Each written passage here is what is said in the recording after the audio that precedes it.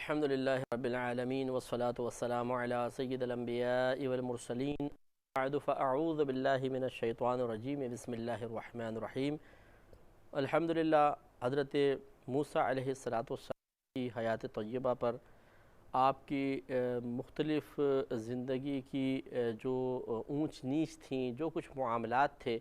سب پر اللہ تبارک و تعالیٰ نے تقریباً قرآن عظیم میں کلام فرمایا۔ یعنی آپ کے بچپن کے بارے میں، پھر لڑکپن کے بارے میں، پھر آپ کی جوانی، پھر آپ کا دیگر زندگی کے معاملات، پھر آپ کا وہاں سے ہجرت فرمانا، شعیب علیہ السلام سے ملنا، ان کی صاحبزادی سے نکاح کا ہونا، پھر واپس تشریف لانا، اور وادی طویٰ میں اللہ تبارک و تعالیٰ کی طرف سے آپ کو یہ بتانا کہ آپ نبی ہیں، آپ کو نبوت عطا کی گئی ہے، پھر تبلیغ کا حکم فرمانا، وہیں پر معجزات کا عطا کیا جانا، پھر آپ کا فرعون کے پاس آ کر تبلیغ کرنا، اس کا انکار، پھر جادوگروں سے مقابلہ، پھر اس کا ظلم اور اس کی تعدی، اور پھر اس کا غرق۔ اس کے بعد ہم نے کلام کیا کہ موسیٰ علیہ السلام کی قوم نے فرعون سے نجات اور آزادی کے بعد کیا کیا خرافات کیں، وہ سب بھی ذکر کیا گیا، اور اب انشاءاللہ یہ آخر میں قارون کا واقعہ عرض کیا جائے گا۔ قارون کون تھا، کیا کرتا تھا، اور کیا اس کا معاملہ ہوا، اللہ تعالیٰ یہاں کیا بیان فرمانا چاہتا ہے، وہ انشاءاللہ ہم آپ کی خدمت میں عرض کریں گے۔ یہ سورہ قصص آیت نمبر 76 سے 82، سورہ قصص میں آیت نمبر 76 سے 82 میں یہ واقعہ ذکر کیا گیا۔ اللہ تعالیٰ فرماتا ہے اِنَّ قارون کان من قوم موسیٰ، کہ بے شک قارون موسیٰ علیہ السلام کی قوم میں سے تھا۔ تو یہ تفسیر خازن میں ہے، اور دیگر مفسرین نے بھی ذکر کیا ہے کہ یہ ایک روایت میں بعض لوگوں کا قول ہے کہ یہ فرعون یہ حضرت موسیٰ علیہ السلام کا چچا تھا، اور ایک قول کے مطابق یہ ان کے چچا کا بیٹا تھا۔ تو یہ میں نے حضرت موسیٰ علیہ السلام کی قوم میں تو تھا، لیکن آپ کا چچا یا ان کا بیٹا تھا، اور یہ فرعون کی طرف سے موسیٰ علیہ السلام کی قوم پر مسلط کیا گیا تھا۔ اور اس کے بارے میں لکھا ہے کہ یہ منافق شخص تھا، جیسے کہ سامری منافق تھا، ایسے یہ بھی منافق تھا، اور یہ تھا تو بنی اسرائیلی، لیکن فرعون کے لیے کام کرتا تھا، اور اس کے لیے کام کرتے ہوئے اس نے موسیٰ علیہ السلام کی قوم پر بہت ہی زبردست ظلم کیا، اور تعدی سے کام لیا، اور بہت زیادہ فساد برپا کیا، اور منافق شخص تھا۔ آگے اللہ تعالیٰ نے فرمایا فَبَغَىٰ عَلَيْهِمْ، تو اس نے ان لوگوں پر یعنی بنی اسرائیلیوں پر بغاوت کی، یعنی ان پہ ظلم کیا، اور ظلم و ستم اور تعدی کی۔ وَآتَيْنَاهُ مِنَ الْكُنُوزِ مَا إِنَّ مَفَاتِحَهُ لَتَنُوءُ بِالْعُصْبَةِ أُولِي الْقُوَّةِ، اللہ تعالیٰ فرماتا ہے اور ہم نے اسے عطا کی تھیں چابیوں میں سے وہ، یعنی خزانوں میں سے وہ ہم نے عطا کی تھیں کہ بے شک اس کی چابیاں ضرور تھکا دیتی تھیں، جھکا دیتی تھیں ایک جماعت کو، عصبہ جو بڑی قوت والی تھی۔ یعنی اللہ تعالیٰ فرماتا ہے ہم نے اس کو اتنے خزانے دیے تھے جس کی اتنی کنجیاں تھیں کہ ایک بڑی جماعت جو طاقتور جماعت تھی وہ بھی تھک جایا کرتی تھی اس کو اٹھا اٹھا کر، اتنی ہم نے اس کو اتنے خزانے عطا فرمائے تھے۔ تو یہ کہتے ہیں کہ یہ توریت کا زبردست قاری بھی تھا، توریت اس کو بہت زبردست آتی تھی، اور یہ جو فرمایا کہ ایک جماعت، عصبہ کا لفظ اللہ نے بیان فرمایا، یہ عربی لغت کے اعتبار سے عصبہ کا اطلاق 10 سے 15 افراد پر ہوتا ہے۔ ایک قول یہ ہے کہ 3 سے 10 تک پر ہوتا ہے، ایک قول ہے کہ 3 سے 40 تک، یا 3 سے لے کے 70 تک جماعت پہ بولا جا سکتا ہے۔ اور ابن عباس رضی اللہ تعالیٰ عنہما کی تفسیر یہ ہے کہ اس کے خزانے کی چابیوں کو 40 آدمیوں سے زیادہ لوگ اٹھاتے تھے جو عام لوگوں سے بہت طاقتور تھے، یعنی پہلوان ٹائپ تھے، تو 40 آدمی اس کے خزانوں کی کنجیاں اٹھاتے تھے۔ پہلے اس کی خزانے کی چابیاں لوہے کی تھیں، جب بہت زیادہ بوجھ بڑھ گیا تو پھر ان کو اس نے لکڑی کی بنایا، اور ایک انگلی کے برابر لکھا ہے کہ لمبی چابیاں ہوتی تھیں، اور ایک روایت کے مطابق یہ گائے کی کھال میں ایسے تھیلے بنا کے ان میں چابیاں بھری ہوتی تھیں، اور 40 خچر اس کے ساتھ ہوتے تھے جن پر وہ اس کے خزانوں کی چابیاں لدی ہوتی تھیں۔ وجہ اس کی یہ ہے، ابھی آگے آئے گا انشاءاللہ، کہ حضرت موسیٰ علیہ السلام کو اللہ تعالیٰ نے علم کیمیا عطا فرمایا تھا، یعنی کہ ایسا علم دیا تھا کہ اگر موسیٰ علیہ السلام چاہتے تو اس علم کی برکت سے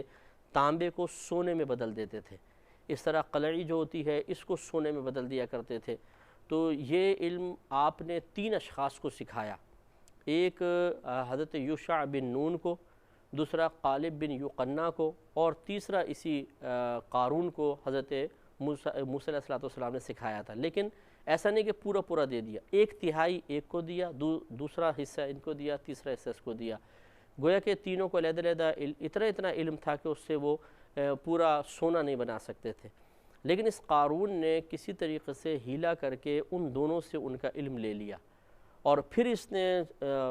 مطلب تانبے کے ذریعے اور مختلف چیزوں کے ذریعے سونا بنانا شروع کیا، تو اتنی اس کے پاس دولت ہو گئی کہ اتنا زیادہ اس کا خزانہ جمع ہو گیا۔ معلوم یہ ہوا کہ یہ کوئی ایسا نہیں تھا کہ اس نے حلال طریقے سے ہی کمایا اور دھوکہ دے کر علم حاصل کیا اور اس کے ذریعے سونا بنا کر اس نے اس طرح کا معاملہ کیا۔ تو اللہ تعالیٰ فرما رہا ہے کہ بے شک قارون موسیٰ علیہ السلام کی قوم میں سے تھا، تو اس نے ان کی قوم کے اوپر زیادتی اور ظلم روا کیا، اور ہم نے اسے خزانوں میں سے وہ عطا کیا کہ بے شک اس کی کنجیاں اتنی ساری تھیں کہ وہ تھکا دیتی تھیں طاقتور لوگوں کی ایک جماعت کو۔ اس کے بعد اللہ تعالیٰ نے ارشاد فرمایا کہ اذ قال، یاد کیجئے کہ جب کہا لہو اس کے لیے، قومہ اس کی قوم نے۔ تو کچھ لوگ نیک لوگ تھے، وہ جب اس کو قارون کو ایک دفعہ دیکھا کہ یہ گزر رہا ہے اور بڑے یہ عالیشان کپڑے پہنا کرتا تھا، بڑے اس کے ٹھاٹ باٹ تھے اور بڑا تکبر تھا، اور کہتے ہیں کہ بڑا لمبا یہ لباس پہنتا تھا جو تکبر سے زمین پہ گھسٹتا تھا۔ تو اس زمانے کے کچھ نیک لوگ تھے، اس کے ہم قوم تھے، انہوں نے اس کو سمجھانے کی کوشش کی۔ ان کا قول پھر اللہ تعالیٰ نے یہاں پر آگے بیان فرمایا، اذ قال لہ قومہ، یاد کیجئے جب کہا قارون کے لیے اس کی قوم نے کہ لا تفرح، تو اس طریقے سے اللہ تعالیٰ کی ناشکری کے ساتھ خوش نہ ہو، ان اللہ لا یحب الفرحین، بے شک اللہ تبارک و تعالیٰ خوش ہونے والوں کو پسند نہیں فرماتا۔ تو اس خوشی کو مقید بنائیں، ایسا نہیں ہے کہ خوش ہونے سے کوئی اللہ تعالیٰ ناراض ہوتا ہے، بلکہ وہ خوشی جو غفلت کے ساتھ ہو، وہ خوشی جو اللہ تبارک و تعالیٰ کی نعمتوں کی ناشکری کے ساتھ ہو، یہ خوشی اللہ تعالیٰ کو پسند نہیں۔ انسان گناہ گار ہو، نماز قضا کر رہا ہے، فراڈ کر رہا ہے، جھوٹ بول رہا ہے، غیبتیں کر رہا ہے، بڑے بڑے کبیرہ گناہ کر رہا ہے اور پھر بھی خوش نظر آ رہا ہے، یہ خوشی اللہ تعالیٰ کو سخت ناپسند ہے، کیونکہ غفلت کے ساتھ، نافرمانی کے ساتھ اور اللہ تبارک و تعالیٰ کی نعمتیں استعمال کر کے اس کے دشمن شیطان کی بات ماننے کے بعد کوئی انسان اس طرح خوش ہو رہا ہو، تو یقینی سی بات ہے کہ اس کو کون پسند کر سکتا ہے۔ اگر ایک شخص پر آپ بہت زیادہ احسانات کریں، ہر طریقے کے احسانات، اور پھر وہ آپ کے ساتھ بے وفائی کرے، جفا کرے، الٹا آپ ہی کو نقصان پہنچائے، تو اب اگر وہ ہنس بھی رہا ہوگا تو آپ کو اس کا ہنسنا اچھا نہیں لگے گا، اس لیے کہ آپ کہیں گے بہت بے مروت آدمی ہے کہ اس نے میرے ساتھ میرے احسانات کے باوجود اس طرح کا معاملہ کیا۔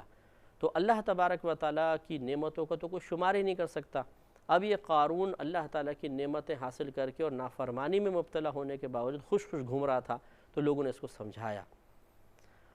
اور پھر کہا کہ وَابْتَغِ فِي مَا آتَاكَ اللَّهُ الدَّارَ الْآخِرَةَ، اور اے قارون تو تلاش کر اس میں جو تجھے اللہ تبارک و تعالیٰ نے عطا کیا ہے اخروی گھر، یعنی جو تجھے اللہ نے دیا اس کے ذریعے تو آخرت کا گھر طلب کر، جنت کما، کچھ نیک اچھے کاموں میں صرف کر، غریبوں کی امداد کر، تو اللہ تعالیٰ تجھے آخرت میں بہت کچھ عطا فرمائے گا۔ وَلَا تَنْسَ نَصِيبَكَ مِنَ الدُّنْيَا، اور تو دنیا میں سے اپنے حصے کو فراموش مت کر، کیونکہ دنیا میں اپنے حصے کو فراموش نہ کرنے کا مطلب یہ ہے کہ مختصر زندگی پہ توجہ کرنا، اس کو فراموش مت کر۔ دنیا میں تجھے جو حصہ دیا گیا اس کو بھول مت جا، اس کو دیکھ کہ کتنی مختصر سی زندگی ہے، اور عنقریب تجھے اللہ تعالیٰ کی بارگاہ میں جانا ہے، تو تم ذرا ہوش میں آؤ اور اس مال پر اس انداز سے خوش نہ ہو کہ دنیا میں اپنی قلیل زندگی کو بالکل فراموش کر کے تم توبہ نہ کرو، اللہ تعالیٰ کی طرف مائل نہ ہو، اور اسی حالت میں تمہیں موت آ جائے تو پھر تمہارا انجام خراب ہوگا۔ وَأَحْسِن كَمَا أَحْسَنَ اللَّهُ إِلَيْكَ، اور تو لوگوں پر احسان کر اسی طرح جیسے اللہ تبارک و تعالیٰ نے تجھ پر احسان و کرم فرمایا ہے۔ وَلَا تَبْغِ الْفَسَادَ فِي الْأَرْضِ، اور تو زمین میں فساد مت ڈھونڈ، فساد کو تلاش مت کر کہ تو غریبوں پہ ظلم کر رہا ہے، بنی اسرائیلیوں پہ ظلم کر رہا ہے اور تکبر سے اکڑتا ہوا پھر رہا ہے، یہ سارے فساد کے معاملات ہیں۔ ان اللہ لا يحب المفسدین، بے شک اللہ تبارک و تعالیٰ فساد کرنے والوں کو پسند نہیں فرماتا ہے۔ تو لہٰذا کہتے ہیں کہ نبی کریم صلی اللہ علیہ وسلم نے بھی ارشاد فرمایا کہ اللہ تعالیٰ نے قارون کو بڑا حسن بھی دیا تھا، جمال تھا، طاقت تھی، صحت تھی، ساری نعمتیں عطا فرمائیں، تو اس لیے ان لوگوں نے اس کو سمجھایا، اور یہ بہت اچھی بات ہے کہ اگر کوئی شخص دنیاوی نعمتوں میں مشغول ہو تو ہم بعض اوقات اس کو دیکھ کر کہتے ہیں کہ یار یہ تو بڑا خوش قسمت آدمی ہے، اور پھر ہم اسے اس غفلت سے جگانے کی ہمت ہی نہیں کر پاتے ہیں۔ وہ تو دور کی بات ہے کہ کوئی نصیحت وغیرہ کی جائے یا گرفت کی جائے، اس کو سمجھانے کی ہمت ہی انسان نہیں پاتا ہے، اور ایسا شخص بھی بیچارہ عموماً غفلت میں مبتلا ہوتا ہے۔ اس لیے آپ یہ دیکھیں جن کے پاس بھی دولت کی فراوانی ہے، ایک بات تو وہ نصیحت قبول ہی نہیں کرتے ہیں، دوسرا کوئی نصیحت کرنے کی ضرورت اور ہمت نہیں کرتا ہے، پھر تیسرا وہ ایسے لوگوں سے رابطہ ہی نہیں رکھتے ہیں کہ جو ان کو نصیحتیں وغیرہ کریں۔ نتیجہ نکلتا ہے کہ پھر وہ اپنی سوچ و سمجھ کے مطابق، اپنے فہم کے مطابق، اپنی نفسانی خواہش کے مطابق دین سے ایک تعلق قائم رکھتے ہیں، اس سے زیادہ نہیں۔ بس کبھی عید کی نماز پڑھ لی، جمعے کی نماز پڑھ لی، کافی ہے جی، اس کے علاوہ نہیں، اور کوئی سمجھانے والا نہیں تو برائی میں مبتلا رہتے ہیں۔ تو یہ ایک بڑی خطرناک چیز ہے۔ اللہ تبارک و تعالیٰ جس پر کرم فرماتا ہے اسے ایسے دوست عطا فرماتا ہے، ایسے لوگوں سے اس کا رابطہ کروا دیتا ہے کہ جو اس کو پیار محبت سے سمجھا کر گناہ سے دور کرنے کی کوشش کرتے ہیں۔ آگے اللہ تعالیٰ نے ارشاد فرمایا، جب یہ ان لوگوں نے جو نیک لوگ تھے، پرہیزگار لوگ تھے، انہوں نے فرعون کو، اس کو قارون کو سمجھایا کہ بھئی دیکھو، اور بڑا پیارا انداز ہے، اور اس پہ سب کو ہمیں بھی اس پر غور کرنا چاہیے۔ انہوں نے کہا چند باتیں دیکھیں کہیں۔ نمبر ایک، انہوں نے کہا کہ تم اللہ تعالیٰ کی ناشکری کے ساتھ خوش نہ ہو، ہم بھی ایسا ہوتے ہیں۔ دوسرا کہا کہ جو کچھ اللہ نے تجھے مال عطا فرمایا اس سے آخرت کا گھر حاصل کر، یعنی آخرت کے لیے اس کو استعمال کر، ہم اس میں کوتاہی کرتے ہیں۔ پھر دنیا میں اپنے حصے کو مت بھول جا، یعنی ہو سکتا ہے کہ عنقریب تجھے موت آ جائے، تو جتنا اللہ نے تجھے دنیا کا حصہ عطا فرمایا اس کو بھول نہیں، غفلت اختیار نہ کر، ہم اس میں مبتلا ہیں۔ وَأَحْسِنْ كَمَا أَحْسَنَ اللَّهُ إِلَيْكَ، تو احسان کر جیسے اللہ نے تجھ پر احسان فرمایا۔ ہم اللہ کے احسان کو تو لیتے رہتے ہیں، لیکن جب کوئی غریب رشتہ دار ہمارے پاس آتا ہے، کوئی دوست احباب آتے ہیں، کوئی غریب آدمی میں نظر آتا ہے، اس کی مدد کرنے کے لیے ہم تیار نہیں ہوتے۔ اور وَلَا تَبْغِ الْفَسَادَ فِي الْأَرْضِ، تم زمین میں فساد مت کرو، کیونکہ اللہ تعالیٰ فساد کرنے والوں کو ناپسند فرماتا ہے، اور ہم یہ فتنہ فساد بھی کرتے ہیں، لڑائی جھگڑا خود بھی کرتے ہیں، دوسروں کو لڑواتے ہیں، اور کیا کیا معاملات کرتے ہیں۔ تو اس کا مطلب یہ ہوا، اگر غور و تفکر سے دیکھا جائے تو حقیقتاً یہ نصیحتیں ہمارے لیے بھی ہیں، ہمیں بھی ذرا سوچنا چاہیے اور غور و تفکر کرنا چاہیے۔ اب جب انہوں نے نصیحتیں کی تو اس کے جواب میں قارون نے کیا کہا؟ یہ آیت نمبر 78 کا آغاز ہوگا۔ قال، اس نے کہا، انما اوتیتہ علی علم عندی، تم یہ کہہ رہے ہو کہ اللہ تعالیٰ نے مجھ پر احسان فرمایا، اللہ نے کرم فرمایا؟ نہیں، معاذ اللہ اس نے کہا کہ محض، قال انما، محض، اوتیتہ، یہ جو کچھ مجھے دیا گیا ہے، علی علم عندی، اس علم کی بنا پر ہے جو میرے پاس ہے۔ تو اس کے بارے میں دو قول لکھے ہیں مفسرین نے، کہ یا تو اس سے مراد وہی علم کیمیا تھا کہ اللہ نے مجھے علم کیمیا دیا اور میرے پاس علم کیمیا ہے اور اس کی وجہ سے میں مالدار ہوا ہوں۔ اللہ تعالیٰ نے معاذ اللہ انکار تو یہ بھی نہیں کر رہا ہے، لیکن اس نے کہا کہ مجھے اللہ تعالیٰ کی طرف سے اس لیے دیا گیا ہے کہ میرے پاس یہ علم ہے۔ دوسرا قول یہ ہے کہ کہتے ہیں کہ اس کو تجارت وغیرہ میں اور زمینوں کے معاملات میں، جو زمینداری وغیرہ ہوتی ہے، بہت زبردست اس کو معلومات حاصل تھی، اور اچھی طریقے سے ان معلومات کو بروئے کار لاتے ہوئے اس نے بہت پیسہ کمایا۔ تو یہ بھی ایک وجہ بیان کی گئی، لیکن دونوں صورتوں میں بہرحال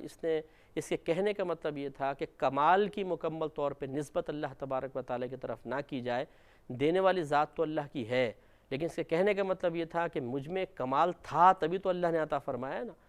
تو یہ بھی آج کل آپ دیکھیے کہ ذرا ذہن میں لے کر آئیں کہ ہمارے بہت سے مسلمان ایسے ہیں کہ جیسے ایک اچھا کاروباری ہے، اگر آپ کہتے ہیں جی ماشاءاللہ آپ کو تو اللہ نے بہت کرم فرمایا، بہت کچھ نوازا، بولتے ہیں ہاں ٹھیک ہے اللہ نے دیا، لیکن ہر ایک کو کوئی ملتا ہے، مجھے کیوں دیا یہ بتاؤ؟ اس لیے کہ میرے پاس عقل ہے،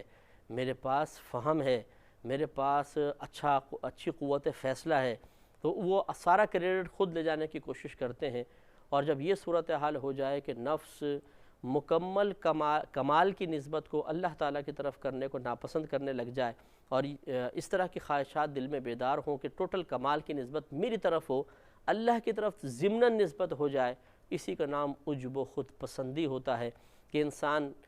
جب اس بیماری میں مبتلا ہوتا ہے تو تمنا کرتا ہے کہ ہر کمال کی نسبت میری طرف ہو، اسے میرا کمال قرار دیا جائے، کسی اور کو اس کا کریڈٹ نہیں ملنا چاہیے۔ اور یہ ہر طبقے میں آپ کو ملیں گے، دیندار طبقے میں ملیں گے، دنیا دار طبقے میں ملیں گے۔ بہت سے دیندار بھی ایسے ہیں جو تبلیغ دین کی بھی خصوصاً شعبے سے وابستہ ہوتے ہیں کہ اگر وہ کسی کو نیک بنا دیتے ہیں، نمازی بنا دیتے ہیں، تو وہ یہ نہیں کہتے نظر آتے کہ جی یہ تو اللہ کا بڑا کرم ہے کہ اللہ نے نمازی بنا دیا۔ کبھی کبھی رسمی جملے بول بھی دیتے ہیں، لیکن ان کی اکثر خواہش یہ ہوتی ہے کہ یہ میری طرف منسوب کیا جائے کہ میں نے اس کو نمازی بنایا، میں نے اس کو نیک بنایا۔ اگر کوئی ایسا کہتا ہے بہرحال ہمیں بدگمانی نہیں کرنی چاہیے، لیکن خود ہم اپنا محاسبہ کریں، میں بھی کرتا ہوں، آپ بھی کریں، اور ہر شخص کو جو سن رہا اسے کرنا چاہیے کہ ایسا تو نہیں ہے کہ جب کسی کمال کی نسبت اللہ کی طرف کی جائے تو ہمارا نفس اس کو ناپسند کرنے لگ جاتا ہے، اور ہماری تمنا اور خواہش یہ ہوتی ہے کہ 25% اگر اللہ کی طرف منسوب کیا جائے تو کوئی بات نہیں، 75% میری طرف ہونا چاہیے۔ اس سے انسان کو کمال کا احساس ہوتا ہے، اسے بوئے کمال محسوس ہوتی ہے، جس سے حفظ نفس حاصل ہوتا ہے۔ اور اگر ایسا ہو کہ 25% ہماری طرف اور 75% اللہ کی طرف کر دیا جائے تو اب اگر نفس اس کو ناپسند کر رہا ہے تو اس کا مطلب یہ ہے کہ ہمارے باطن میں خرابی ہے، اس کو سمجھنا چاہیے۔ تو اس نے بھی اسی طریقے سے کیا۔ تو میں نے آپ کو بتایا تھا کہ موسیٰ علیہ السلام کو اللہ نے علم کیمیا عطا فرمایا، آپ نے اس کا 1/3 یعنی 1/3 حصہ حضرت یوشع بن نون کو دیا، دوسرا کالب بن یوقنا کو دیا، اور تیسرا اس کو قارون کو مل گیا۔ اس نے دھوکے سے ان دو سے بھی علم حاصل کر کے اور سونا بنایا اور یہ ترقی کر گیا، تو اس کو پھر اپنی طرف منسوب کر رہا ہے۔ اور اس نے کہا، اب جب اس نے بات بولی تو اب اللہ تعالیٰ کی طرف اللہ تعالیٰ ارشاد فرما رہا ہے اس کی اس بات کو رد کرتے ہوئے کہ اولم یعلم، کیا وہ یہ نہیں جانتا تھا کہ ان اللہ قد اہلک من قبلہ من القرون، کہ بے شک اللہ تعالیٰ نے اس سے پہلے بہت سی قوموں کو ہلاک کر دیا، من ہوا اشد منہ قوتاً، وہ ان لوگوں کو کہ جو اس سے قوت کے اعتبار سے بہت شدید تھے، وہ اکثر جمعاً، اور جماعت کے اعتبار سے اس سے زیادہ تھے۔ جمعاً یا تو جماعت کے معنی میں ہے، یا جمعاً جمع ہونے کے اعتبار سے ہے۔ اگر جماعت کے اعتبار سے لیں تو مراد ہوگا افرادی قوت، کہ اللہ تبارک و تعالیٰ نے اس سے پہلے ان قوموں کو بھی ہلاک کر دیا جو افرادی قوت کے اعتبار سے اس سے زیادہ کثرت رکھنے والے تھے۔ اور جمعاً سے مراد اگر جمع شدہ چیز ہے تو پھر مال کے ساتھ ہوگا کہ وہ جمع شدہ مال کے معاملے میں اس سے زیادہ کثرت رکھنے والے تھے، لیکن اللہ تعالیٰ نے ہلاک فرما دیا۔ تو خلاصہ کلام یہ ہے کہ اس آیت کے نزول کا مقصد یہ ہے، اس بات کے بیان کا مقصد یہ ہے کہ کمال کی نسبت اپنی طرف کرنا یہ احمقانہ حرکت ہے۔ اللہ اگر واقعی کمال انہی کے یعنی جو کچھ نعمت ہے ہمارے کمال کی وجہ سے ہے، تو بتاؤ کہ پچھلی قومیں کیوں ہلاک ہو گئیں؟ ان کے پاس مال بھی زیادہ تھا، افرادی قوت زیادہ تھی، ان کی عمریں زیادہ تھیں، ان کو اللہ نے طاقت اور زور اور حکومت زیادہ دی تھی، تو اگر یہ تمام نعمتیں ان کے کمال کی وجہ سے تھیں تو ہلاک کیوں ہوئے؟ وہ ہلاکت کو اپنے کمال کی وجہ سے خود سے دور کیوں نہیں کر سکے؟ معلوم یہ ہوا کہ یہ احمقانہ خیال ہے۔ اللہ تبارک و تعالیٰ چاہے تو کمال کمال بنتا ہے، اور اللہ تعالیٰ چاہے تو کمال کچھ بھی نہیں رہتا ہے، اور انسان کی تمام سوچیں، فکریں، اچھی قوت فیصلہ، ذہانت، چلاکی، فہم، سب کا سب بیکار چلا جاتا ہے اور وہ تباہ و برباد ہو جاتا ہے۔ اور پھر اللہ تعالیٰ نے ارشاد فرمایا کہ وَلَا يُسْأَلُ عَنْ ذُنُوبِهِمُ الْمُجْرِمُونَ، اور نہیں سوال کیا گیا مجرموں کے گناہوں کے بارے میں مجرموں سے۔ کہنے کا مطلب اللہ تعالیٰ کا یہ ہے کہ جب ان مجرموں کو ہلاک کرنے کی باری آئی تو پھر یہ نہیں کہ ان سے پوچھا گیا بھئی تمہارے گناہوں کی وجہ سے عذاب نازل کر دے، بلکہ پھر ان پہ اچانک عذاب نازل ہوا اور وہ ہلاک و برباد ہو گئے۔ تو گویا کہ اس قوم نے جو اس کے ہم قوم تھے اس کو پیار و محبت سے سمجھایا، لیکن اس نے کمال کی نسبت اپنی طرف کی۔ اللہ تعالیٰ نے اس کمال کی نسبت کو ناپسند فرماتے ہوئے رد کیا، اور یہ ثابت فرمایا کہ کمال صرف اللہ تعالیٰ کا ہے، انسان کو کمال کی نسبت اپنی طرف نہیں کرنی چاہیے۔ اللہ تعالیٰ مجھے اور آپ کو بھی عمل کی توفیق عطا فرمائے، آمین۔